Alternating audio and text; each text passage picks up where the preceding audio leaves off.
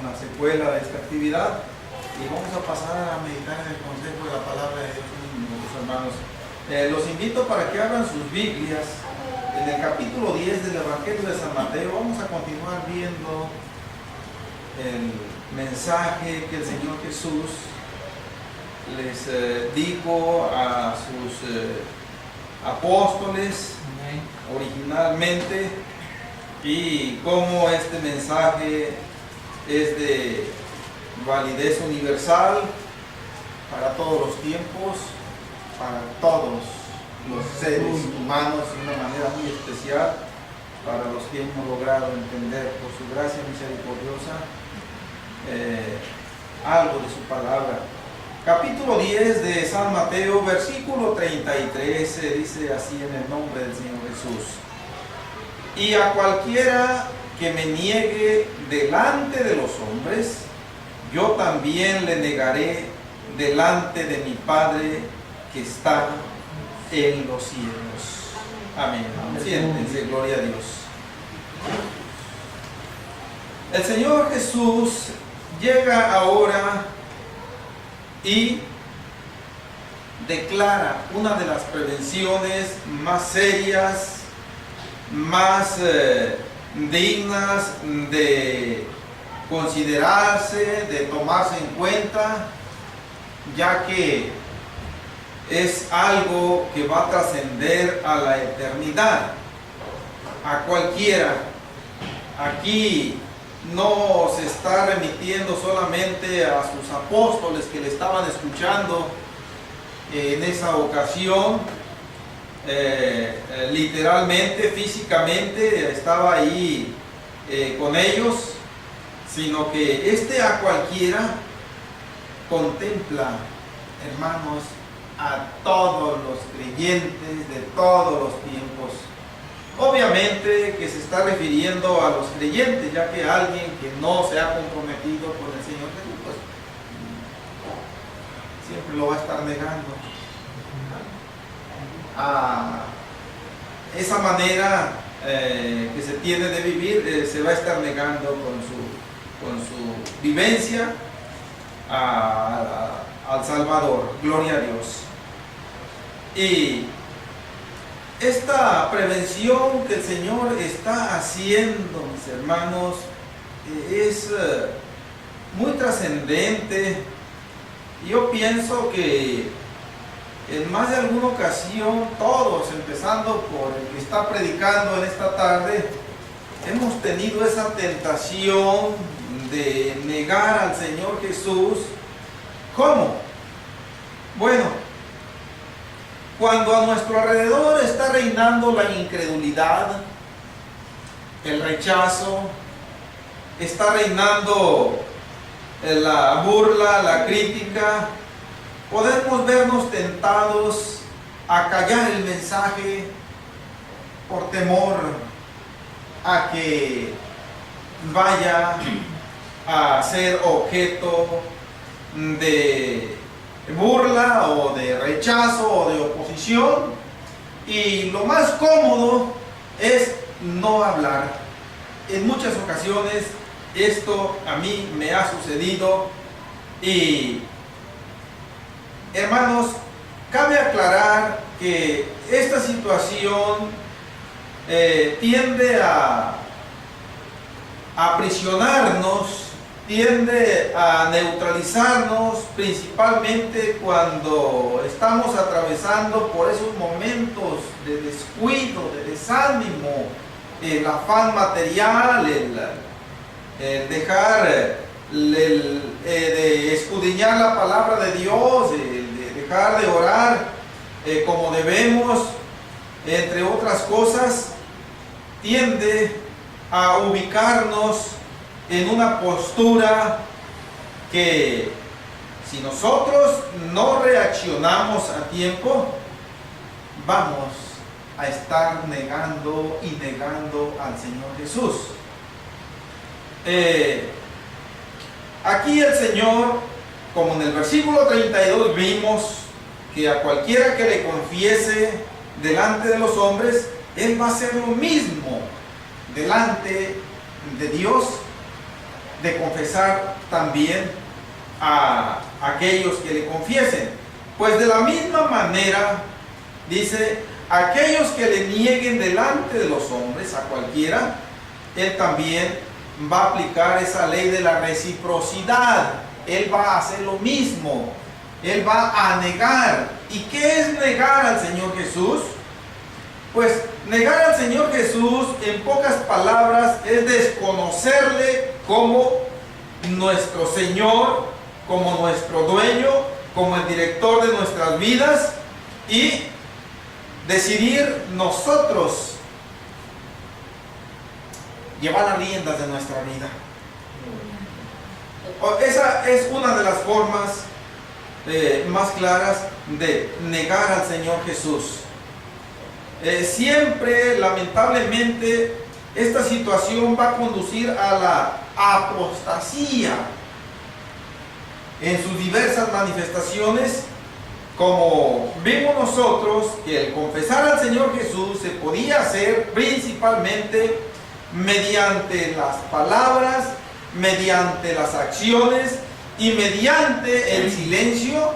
Pues también el negar al Señor Jesús se va a hacer principalmente de esas tres formas: con nuestras palabras, de viva voz, y cualquiera de ellas, hermanos, es trágica, es letal. Ninguna es mejor que la otra. Todas son trágicas, tanto con las palabras como con los hechos y con el silencio. Va a ser un estilo de vida que va a amalgamarse, va a sincronizarse con el estilo de vida del mundo, y con palabras, con acciones o con el silencio, el mensaje que se va a ir dando es que no se tiene ningún compromiso con el Salvador. Ya. Aquí el Señor Jesús está hablando a los creyentes, aquellos que vamos a estar en ese riesgo, vamos a estar en ese peligro de negarle. Gloria a Dios. Y nosotros somos responsables 100%, así como de confesarle delante de los hombres, también nosotros somos responsables si le negamos delante de los hombres. Hay de parte de Dios palabras muy, pero muy drásticas. Vamos a Primera de Samuel, capítulo 2.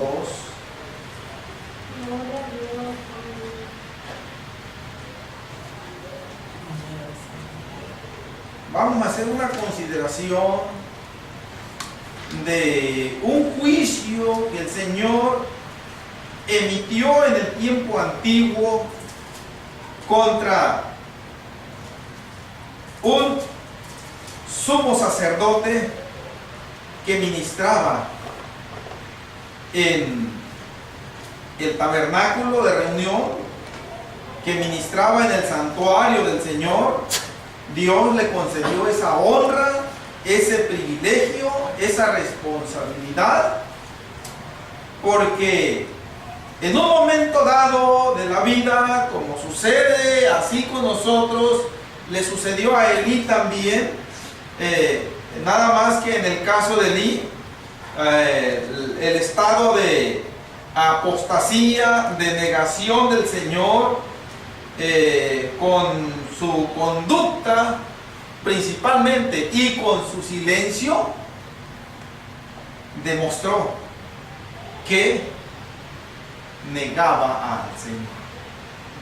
Demostró que el Señor tenía un segundo o un tercer lugar de importancia después de sus hijos Ofni y Finis, que eran sacerdotes ordinarios porque eran descendientes de Elí. Pero vamos a leer el versículo 30 del capítulo 2 de Primera de Samuel, creo que les dije, mis hermanos. Dice así: Por tanto, Jehová, el Dios de Israel, dice: yo había dicho que tu casa y la casa de tu padre andarían delante de mí perpetuamente. Mas ahora ha dicho Jehová: nunca yo tal haga, porque yo honraré a los que me honran, y los que me desprecian serán tenidos en poco. Aquí tenemos, hermanos, pero con otras palabras, con otras expresiones, pero que vienen significando lo mismo, el contenido de Mateo 10, 32 y 33, que contempla la confesión del Señor Jesús delante de los hombres y la negación del Señor Jesús delante de los hombres. Amén. Y la correspondiente respuesta de Dios, postura de Dios ante esas dos condiciones del creyente. Aquí tenemos al Señor enviándole un profeta anónimo. No se menciona el nombre de este profeta, solamente nos dice allí el versículo 27 de este mismo capítulo: y vino un varón de Dios a Elí y le dijo: así ha dicho Jehová, etcétera, etcétera, etcétera. Y lo resaltante es lo que leímos allí en el versículo 30, sin desestimarle la debida importancia al resto del contexto. Pero para el efecto del tema que estamos viendo en esta predicación, cuyo título es negar al Señor Jesús, el versículo 30 es el que nos liga al tema. Y primero quiero que veamos la experiencia desagradable, terrible, que tuvo Elí ante el cambio de actitud que mostró ante el Señor. Cuando el Señor Jesús dice a través de este profeta anónimo: por tanto, Jehová, el Dios de Israel, dice: yo había dicho. Se está refiriendo a un tiempo pasado. Es como si se dijera: yo dije. Es tiempo pasado también. Yo había dicho. Es un tiempo pasado en otra de sus formas. El Señor había afirmado, le había hecho la promesa a Elí, y el Señor siempre hace las promesas condicionadas a la obediencia o desobediencia de su pueblo. Acordémonos cuando el Señor le leyó a través de Moisés, les escribió, y Moisés le leyó la bendición, la recompensa infinita que se obtiene por obedecer la palabra de Dios, por escuchar la voz de Dios. Veámoslo ligeramente, solamente para ver esto, y ahorita regresamos aquí a 1 Samuel 2:30, Deuteronomio capítulo 27, ¿ves? 28, perdón, es capítulo 28 de Deuteronomio.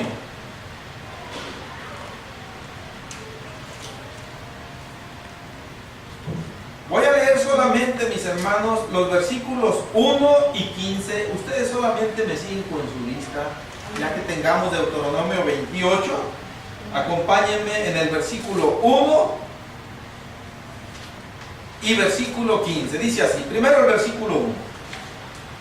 Acontecerá que si oyeres atentamente la voz de Jehová tu Dios, para guardar y poner por obra todos sus mandamientos que yo te prescribo hoy, también Jehová tu Dios te exaltará sobre todas las naciones de la tierra. Y continúan los versículos hasta el versículo 14, como el Señor de qué manera iba a bendecir a su pueblo. Pero la condición era, dice, poner atención, oyeres atentamente la voz de Jehová tu Dios, pero no nada más de oírla, sino de obedecerla. O sea, ahí está la condición. Ok, pero vamos a ver la otra cara de la moneda. Verso 15. Pero acontecerá, si no oyere la voz de Jehová tu Dios, para procurar cumplir todos sus mandamientos y sus estatutos que yo te intimo hoy, que vendrán sobre ti todas estas maldiciones y te alcanzarán. Ahí tenemos, hermanos, el contraste universal de las dos consecuencias que devienen de obedecer al Señor o bien desobedecerle. Y nosotros tenemos la responsabilidad 100% de una o de otra conducta. Nadie va a ser responsable por nosotros. Hoy precisamente me tocó compartirle la palabra de Dios a un compañero de trabajo, y aunque no le cité literalmente estos versículos, pero le hice ver las consecuencias, porque este varón siempre me ha dicho que él conoce la palabra de Dios y que a él no fácil le van a decir algo diferente. Entonces yo le digo, pues es trágica esa condición, le dije, porque es mayor responsabilidad, es mayor pecado saber la voluntad de Dios y no obedecerla. Es la conducta del diablo. Tuve que decirle con estas palabras ya duras así. Satanás se sabe la palabra de Dios, sabe la voluntad de Dios, pero no la obedece, la menosprecia, la pisotea. Y así es todo aquel que la conoce de una manera deliberada y consciente, nada más le entra por un oído y le sale por el otro. Bien, aquí tenemos, hermanos, de una manera muy clara, pues, la consecuencia de obedecer al Señor y la consecuencia de no obedecerle. Pues bien, volvamos a Primera de Samuel 2:30. El Señor le había dicho a Elí en un tiempo determinado que él y la casa de su padre iban a tener un lugar especial delante de Dios perpetuamente. Pero el Señor siempre pone un pero. Acordémonos. ¿Se acuerdan cómo empezó el versículo 15, mis hermanos? Empezó con un pero, ¿no? Y si acaso se nos olvidó, vámonos viendo. Nada nos cuesta. Pero acontecerá. En otras palabras, el Señor pone la condicionante, sabiendo que nosotros somos falibles y que nosotros cambiamos en ocasiones de parecer de una manera tan sorprendente para nosotros mismos y quizá para los demás, pero no para el Señor. El Señor, para empezar, conoce todo de principio a fin, y Él pone ese pero, o sea, esa condicionante de que esa bendición se va a hacer efectiva si se mantiene la constante de la obediencia a su palabra, a su mandamiento. Y el Señor, esto es lo que le había dicho a Elí. ¿Sí?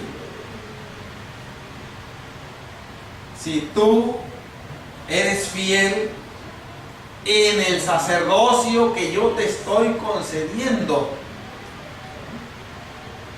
entonces también tú y la casa de tu padre, o sea, aquellos desde Aarón se está refiriendo, desde Moisés por allá, desde sus antepasados que vinieron ejerciendo el sacerdocio antes que él, el Señor le había hecho esta grande promesa a Elí.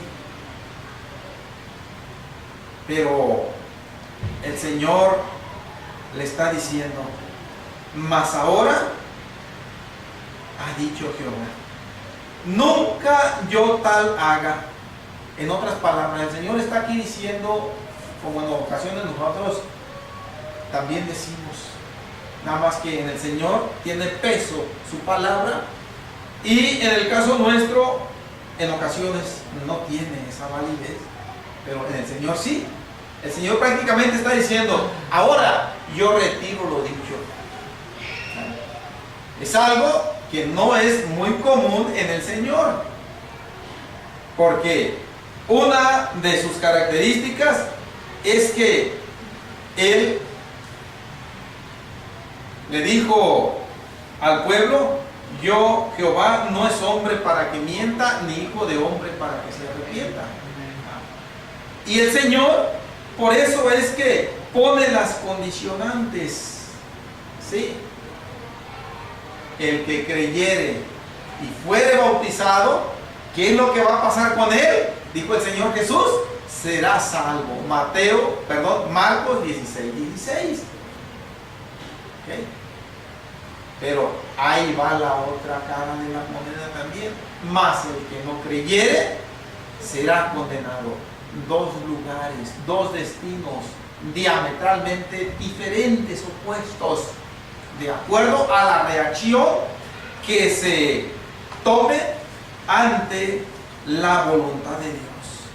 Hermanos, y esto que le pasó a Elí es lo que yo he dicho una y otra vez desde este púlpito, que es un error afirmar tajantemente que ya somos salvos, que ya la tenemos asegurada. No es cierto. Elí en un momento de su vida así estaba, en esa condición de privilegio, ¿sí? Así le dice el Señor: andarían delante de mí perpetuamente, de una manera como decir, por toda la eternidad, en caso de que no se llegue a presentar ese pero se presentó. Y ahora el Señor le está diciendo: por cuanto tú no mantuviste una vida obediente, sino que te diste la vuelta, te inspiraron más valor, más dignos de respeto tus hijos que yo. Y aquí cabe lo que el Señor Jesús dijo una y otra vez en los evangelios: el que ama a padre, a madre, a hijo, a hija, a esposa, a hermano, etcétera, más que a mí, no es digno de mí. Pues exactamente lo que le está aplicando aquí a Elí. Eso, que amó más. O sea, fue más fiel a el amor que le tuvo a sus hijos que el amor que le tuvo a Dios. Y los consintió tanto que sus hijos blasfemaban al Señor. Allí en el mismo tabernáculo pecaban ahí, y Elí como si nada. Y el Señor le está diciendo: nunca yo tal haga ahora, porque yo honraré a los que me honran. Una manera de decir: yo voy a confesar a los que me confiesen, para conectarnos con el tema. Y los que me desprecian serán tenidos en poco, y los que me niegan, yo también los negaré.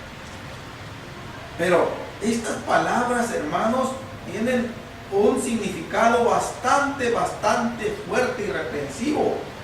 Y los que me desprecian serán tenidos en poco. Una manera de decir, para mí, no valen nada ya. ¿Sí? Aquellos que demuestran más amor, aquellos que con sus palabras, con su conducta o con su silencio, porque Elí, cuando miraba a sus hijos pecar contra Dios, ¿sí?, miraba que las ofrendas que traía el pueblo de Israel, ellos las menospreciaban, no las respetaban, eran ofrendas santas para Dios, y a ellos les daba la misma, tratarlas como tal o no. Hijos, ¿qué es esto, hijos? No es buena fama esto que ustedes están acarreando, hijos. Miren, si el hombre peca contra el hombre, los jueces los van a castigar. Pero si el hombre peca contra Dios, ¿quién va a abogar por ellos? Estas palabras las reprendían. Es como los padres o las madres en ocasiones que le dicen al niño: te va a robar, te voy a dar con el Señor para que te lleve. ¿Ah? O te va a salir el monstruo, te va a salir esto, te va a pasar esto. No, es una forma muy irresponsable de demostrar que realmente el Señor es el que tiene el máximo valor y la máxima importancia. Elías sí lo demostró y el Señor le da la sentencia. Si nosotros seguimos leyendo más para adelante, vamos a ver que definitivamente lo que el Señor le está diciendo es que de ahí en adelante lo único que va a esperar es tragedia tras tragedia, maldición tras maldición. Le pronostica la muerte de sus dos hijos que pecaron ahí en la casa de Dios en el mismo día, versículo 34. Ambos morirán en el mismo día, entre otras cosas. Hermanos, es grave negar al Señor. Vamos, aquí estamos viendo una forma de negar al Señor con esas tres maneras: con palabras, con acciones y con silencio. Vamos a San Juan capítulo 9, Evangelio de San Juan capítulo 9.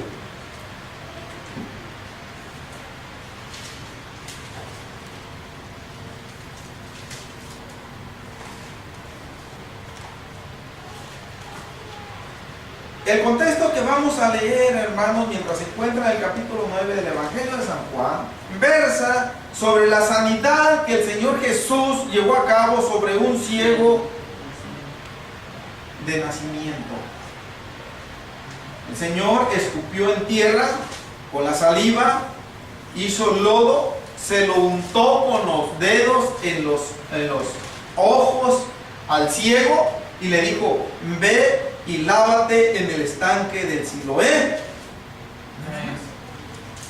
El ciego fue, pienso que debieron haberlo llevado, a menos que él ya, por la experiencia que tenía, ya que nosotros sabemos que hay muchas personas que son invidentes, que es la palabra correcta para mencionar a una persona que no mira, que es ciega, muchas veces se conduce por diferentes rutas ya correctamente. No sabemos si este ciego, lo único que nos dice allí el versículo 7, y le dijo: ve a lavarte en el estanque de Siloé, que traducido es enviado. Fue entonces y se lavó y regresó viendo. No nos dice San Juan si el ciego por su propia capacidad fue y al estanque y se lavó, o si fue llevado por alguien o dos o más personas para guiarlo al estanque del Siloé. No nos dice cuál, pero tampoco necesitamos saberlo. Lo importante es que él fue, se lavó y recobró la vista. El milagro maravilloso que le regresó a él la ilusión de vivir, hermanos. Un júbilo tan grande que le embargó, que a él no le importó confesar al Señor Jesús. Y lo único que trató de decir, cuando aquellos religiosos lo interrogaron, le dijo: para mí es un profeta.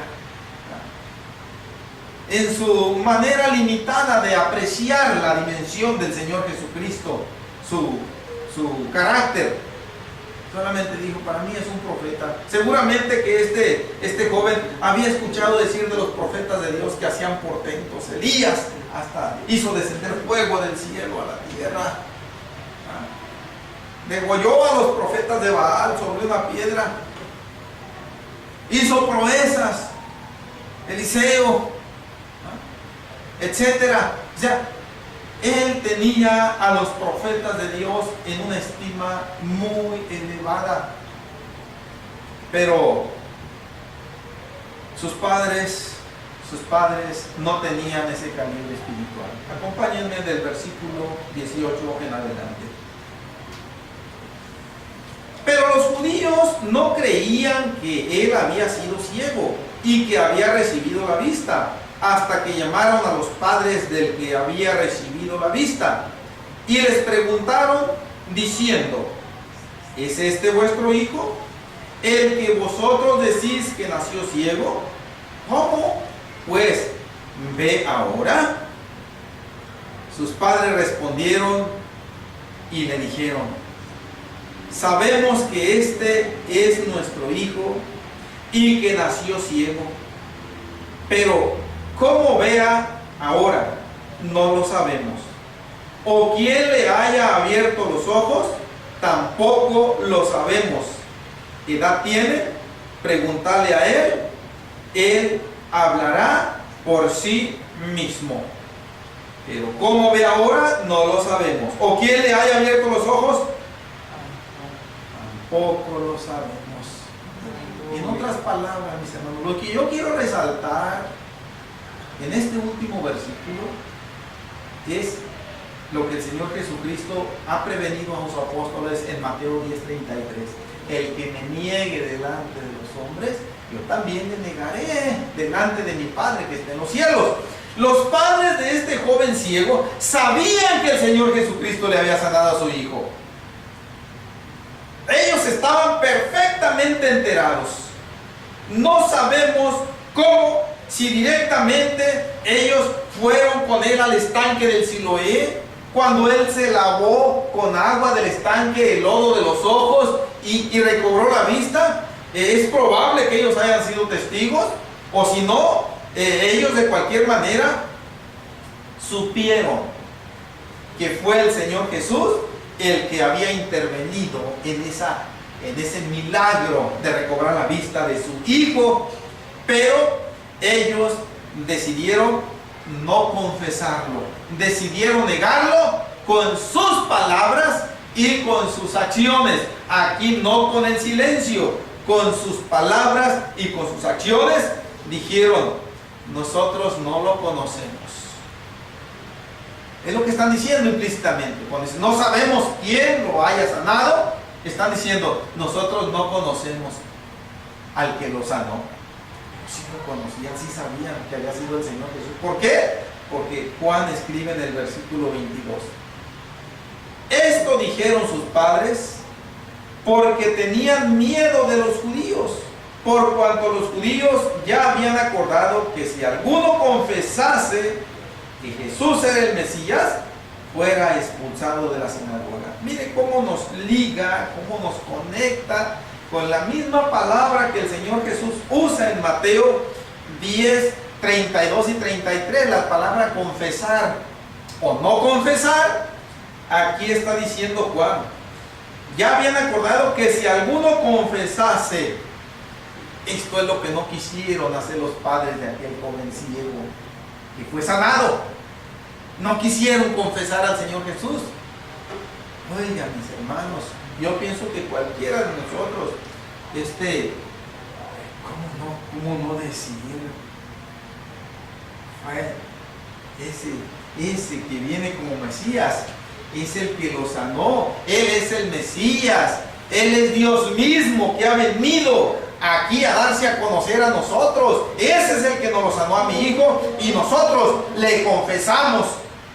no solo como un profeta entre muchos, sino como el profeta de profetas, el Salvador del mundo. Él es el que lo sanó. Pero no, dijeron, no lo conocemos. Pregúntenle a nuestro hijo, él ya tiene edad suficiente. Ya es responsable de sus actos. Pero ellos sí sabían. Lo que pasa es que decidieron negar al Señor Jesús. Qué cosa tan más triste, mis hermanos, que a cambio de un milagro, de esa obra de sanidad, que nunca jamás pudieron haberlo conseguido por medios materiales, económicos. Para empezar, no había la tecnología, la ciencia tan avanzada en instrumentos como los hay hoy.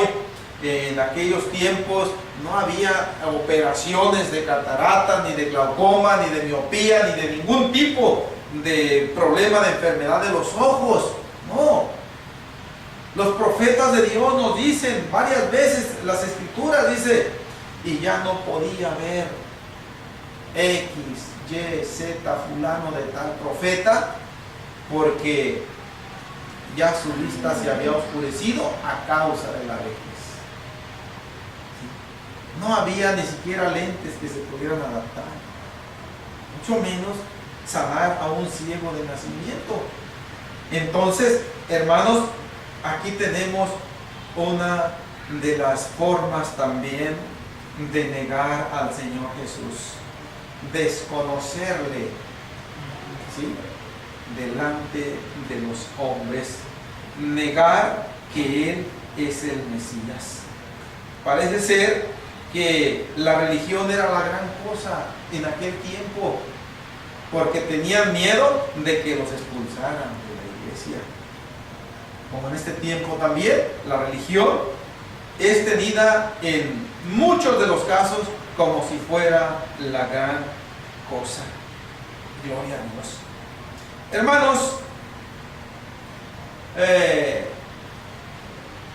nosotros podemos negar al Señor Jesús de otra manera. Santiago,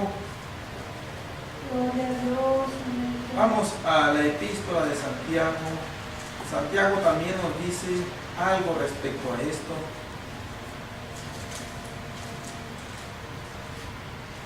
Es el capítulo 1.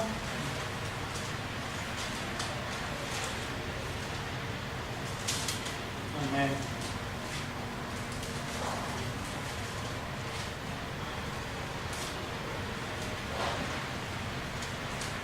Versículo 26 solamente.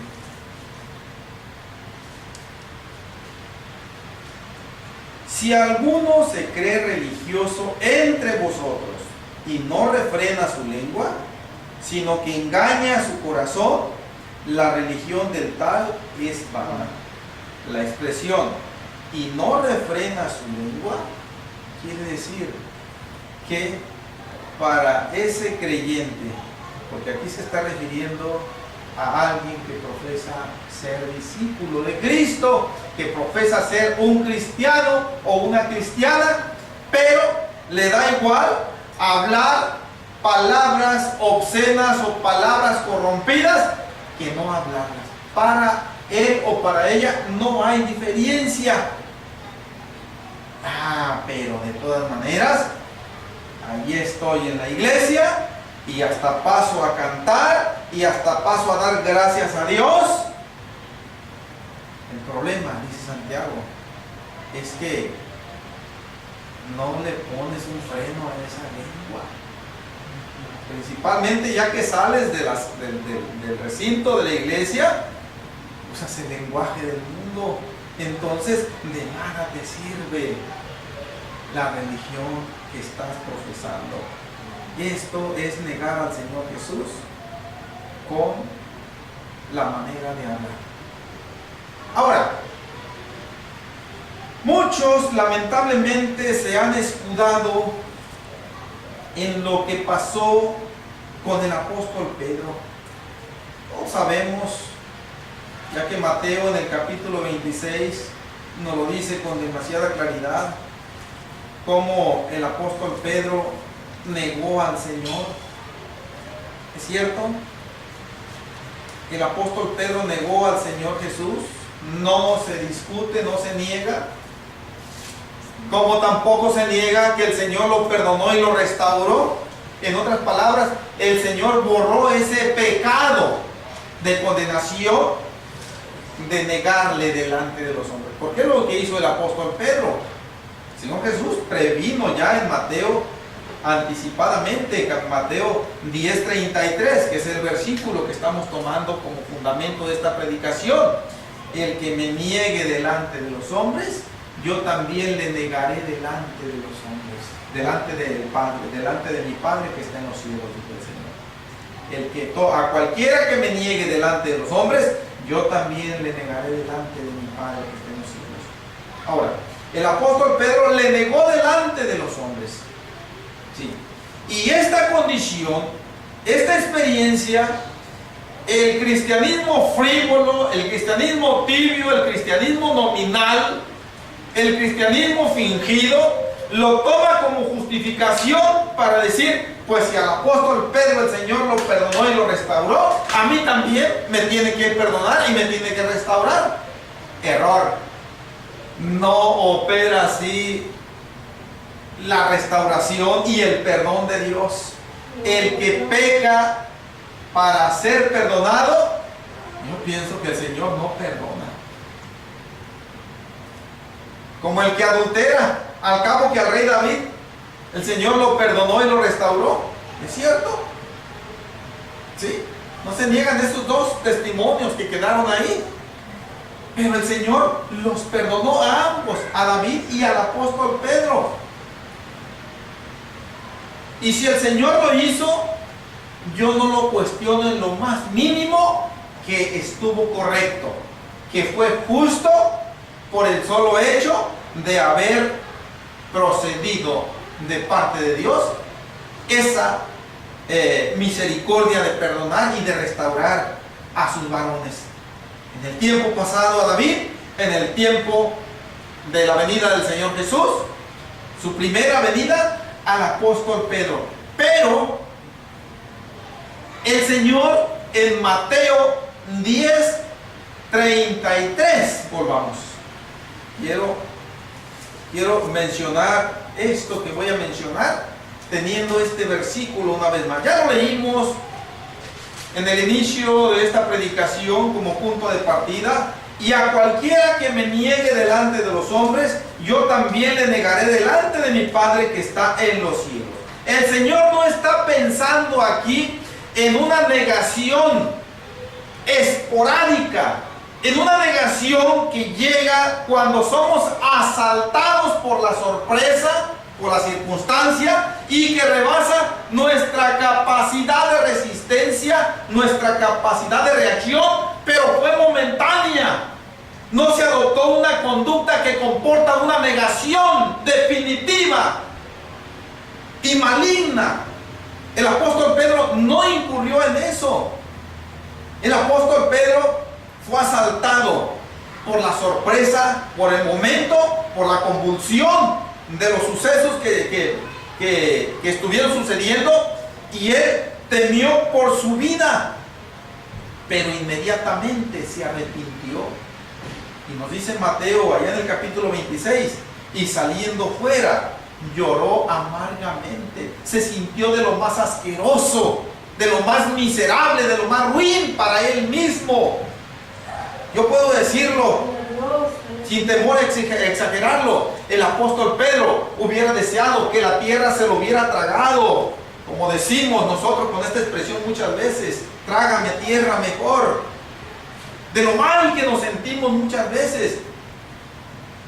Pero de ahí en adelante el apóstol Pedro no adoptó esa postura como una conducta ordinaria, como un estilo de vida. Una vez nada más, y se arrepintió con lágrimas. Y el Señor, que conoce el corazón, vio ese arrepentimiento sincero, ¿sí? Y lo restauró, lo perdonó. Pero aquí en Mateo 10:33, el Señor no se está refiriendo a esos momentos que nos asaltan en ocasiones y nos hacen reaccionar negativamente. Pero inmediatamente nosotros nos arrepentimos y le lloramos, le suplicamos al Señor misericordia y perdón. El Señor nos perdona. ¿Por qué? Porque el Señor aquí a lo que se está refiriendo es ya a adoptar un estilo de vida que comporta maliciosamente, premeditadamente, frívolamente, un comportamiento, una conducta de negación definitiva del Señor.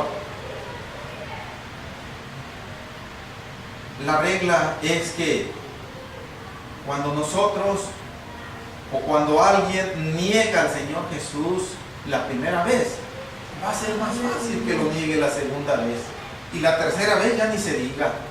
Pero si nosotros luchamos por no negar al Señor Jesús, va a ser difícil que lo negamos en los subsecuentes, hermanos. Gloria a Dios.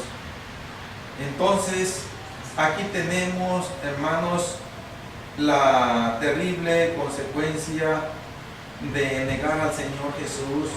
Se le puede negar con el silencio muchas veces más que con las palabras. ¿Sí? Aunque de las dos maneras se le puede negar al Señor, con las acciones, con las palabras y con el silencio también. Ya estuvimos viendo estas formas, hermanos, y aquí vamos a terminar, no porque ya no haya más ejemplos en la palabra de Dios. Quise ver solamente estos que vimos para que los captemos, para aplicarlo a nuestra vida diaria, mis hermanos, y de que el Señor nos invitó a los apóstoles a considerar el costo.